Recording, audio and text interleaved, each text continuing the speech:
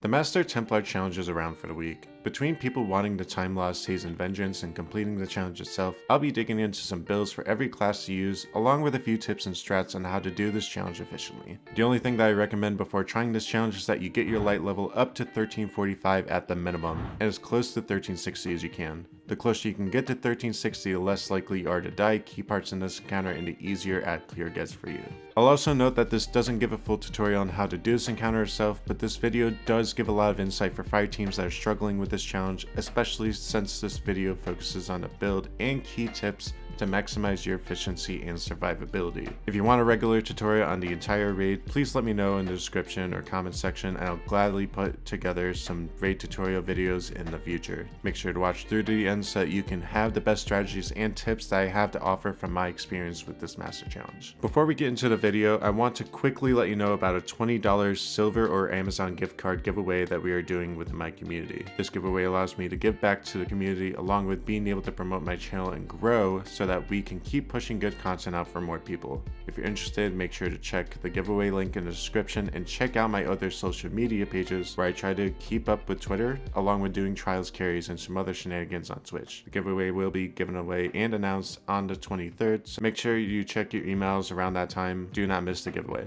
Similar to my tutorial on the Master Templar challenge, we're going over what I believe are the best builds possible for every different subclass, along with what weapons and armor mods that are strongest for this encounter. I will say straight up that Warlocks are going to have the easiest time between general survivability along with overall flexibility with builds, since you have three really solid options with Chaos Reach paired with Geomag Boots, Well of Radiance paired with Phoenix Protocol, or Stasis Warlock paired with Eye of Another World Helmet. Not only do you have amazing supers and grenades, but you also have healing rifts that will allow you to take a lot of aggro without needing to back out of a fight to heal. You could also use Nova Bomb paired with Netherrack Sins and Avoid Fusion like No Composure, or a legendary bow for quick and easy Nova Bombs, especially if you want to kill the Wyverns efficiently. Note that a Nova Bomb or damage super for any of these subclasses might not entirely kill a Wyvern, especially if you're not past 1350 light inside of the portals. For Titans, you probably want to rock Thunder Crash with Cuirass, or a Zavala Bubble with Helmetstain 14. If you want to run something like Bomb Tree Solar for sunspots and hammers with Heart of Inmost Light, or some sort of ad clear subclass, that would be fine, but I like Thunder Crash personally since it almost one-shots Wyverns, if not completely one-shots them, and Bubble is great to have for survivability inside the Venus and Mars portals, along with the ending the encounter since it gives weapons to light to everyone, along with giving a lot of super energy. For Hunters, your best options are Top Tree Tethers with Orpheus Rigs or Stasis Hunter with Frosties. You could also use Bottom Tree Blade Dancer with Raiden Flux, or Bottom Tree Golden Gun with Celestial Nighthawk, but I think the other two options give you a lot more overall power and playability between ad clear and dealing with Wyverns, along with much better survivability wherever you are. When it comes to weapons for this challenge, the first thing that I'll note is that there are overloads and anti-barriers in this encounter.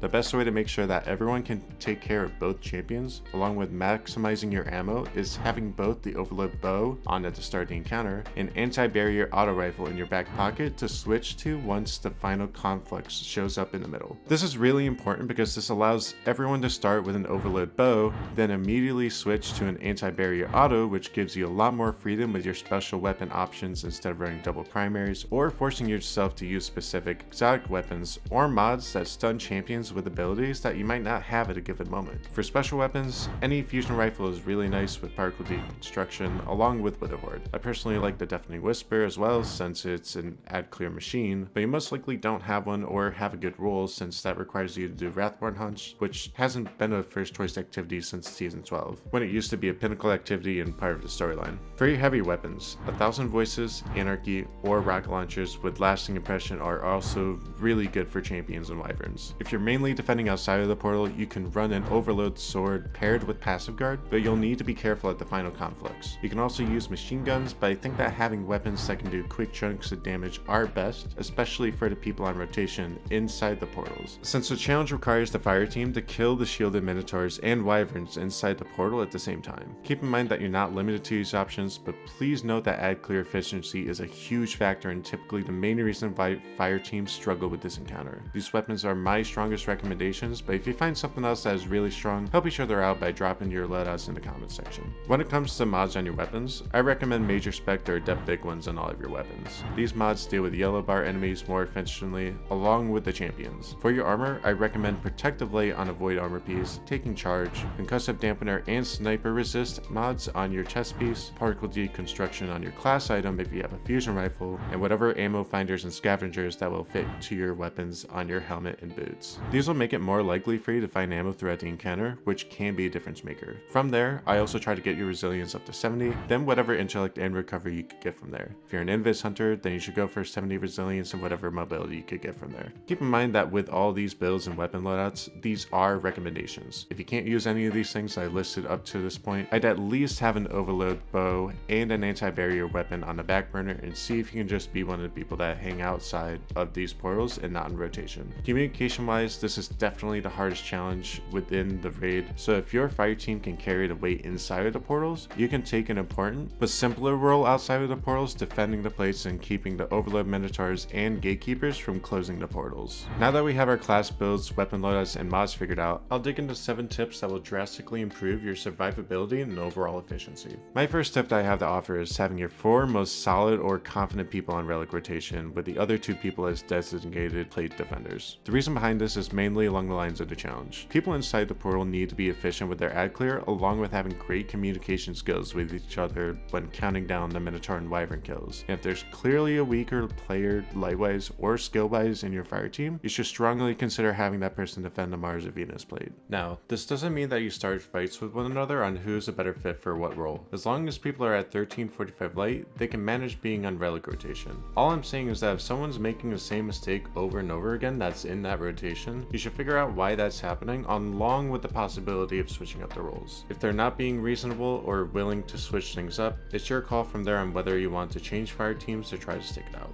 My second tip is at the start of the encounter. As long as a few people have ranged weapons that can melt the gatekeeper before teleporting, you can save your ammo and time by hanging in the back of the room for a few seconds and letting the ads despawn. You could also use that time to start opening the portals in which 2 of the 4 rotation members will start inside. My third tip is for the people that are inside of the portal. When you're clearing ads, I find it best to position myself at the top of the stairs around the left block here. As long as you keep your ads from getting to these stairs, the relic runner should have no problem whacking the shield off the Minotaur, and you should have a much easier time getting your Wyvern as low as possible so that you're ready to kill it whenever the opposite side is ready. Note that if things get overwhelming, you need to play your life, especially if you're alone with the Wyvern on your side. If you die at that part of the rotation, the run will most likely end in a wipe. My fourth tip is for the people on relic rotation. When you break the shield of the Minotaur, you should pass it to the next person and let them run out of the room instead of killing the Minotaur yourself with the relic. Considering that it doesn't take much to kill the Minotaur once the shield is broken, I find it more efficient to keep the relic moving so that the timing of the next Wyvern Minotaur pair doesn't get delayed, especially since you want to keep the relic moving and ahead of any potential gatekeepers that can block the portals from being open. My fifth and possibly best piece of advice involves the communication on when to kill the Wyvern and Minotaurs. Since each side tends to vary on when they're ready, the best way to have consistent and efficient melts on both sides is for one side to state that they're ready to kill, while the other gives a 3, 2, 1 countdown whenever they're ready to kill.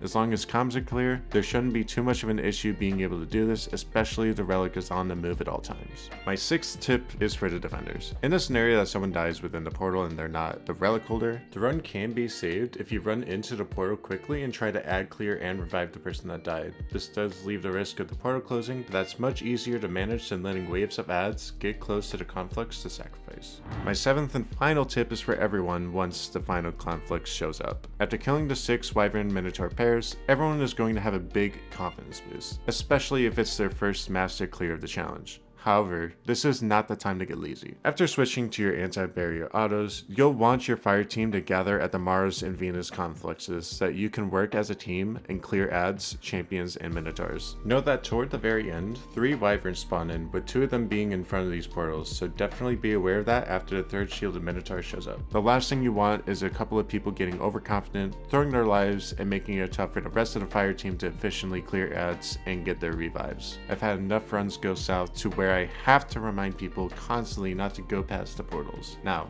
if you're close or at 1360 light or have a really good fire team in general, you probably don't need to worry about this, but if you're like most people, especially people doing this challenge for the first time, the last thing you want is to end up getting this far into the challenge and throwing it away because people got overconfident and lazy. This is where I leave you off. If you found any of this useful in any sort of way, I greatly appreciate if you subscribe to the channel and leave a like for more tutorials and builds for in-game activities. Last but certainly not least, please put me in a challenge, Mr. Beast. Thanks.